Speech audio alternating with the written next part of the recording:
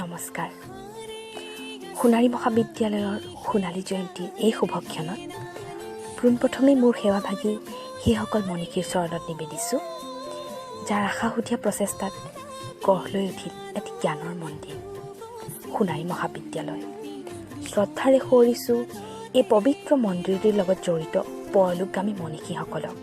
মই শ্ৰদ্ধা নিবেদিছোঁ প্ৰতিজন শিক্ষাগুৰু তথা কৰ্মকৰ্তালৈ আৰু সোণাৰী মহাবিদ্যালয়ৰ সমূহ সদস্য তথা শুভাকাংক্ষীৰ হাতত সোণালী জয়ন্তীৰ উপহাৰ হিচাপে এই কবিতাটি আগবঢ়াইছোঁ।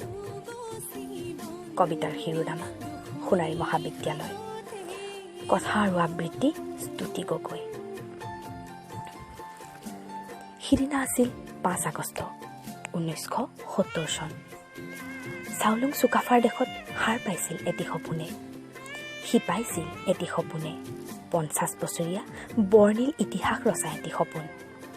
সেই একেটিয়েই সপোন আমাৰ সোণাৰু কৃষ্ণচূড়াৰ দেশ সোণাৰী মহাবিদ্যালয়। তোমাক জনাওঁ শতবাৰ প্ৰণাম।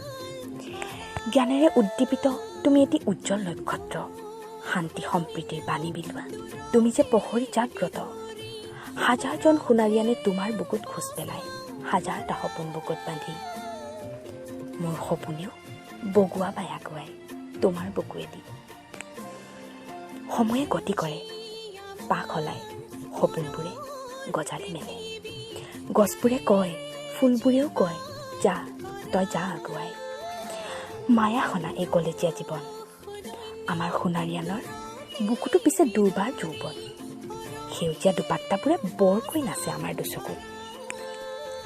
সেই যে গজালি মেলা সপোনবোৰ, সিহঁতেও পাখি মেলে ইয়াৰ পৰা। হেজাৰটা ৰনুৱা ঘোঁৰা সাৰ পাই উঠে, প্ৰতিভাবোৰ উদ্দীপ্ত হয়, প্ৰখৰ ৰৌদ্ৰোজ্জ্বল। মাথো সাক্ষী হৈ ৰয় কোলাহলপূৰ্ণ প্ৰতিটো পল অনুপল। জয়তু সোণাৰী মহাবিদ্যালয়। ধন্যবাদ।